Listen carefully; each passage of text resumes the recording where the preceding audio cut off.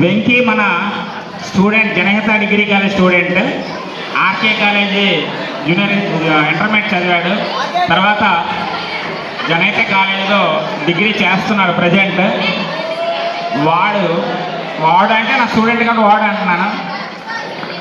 జనరల్గా ఇంటర్మీడియట్లో అసిస్టెంట్ డైరెక్టర్గా వెళ్ళిపోయాడు. తర్వాత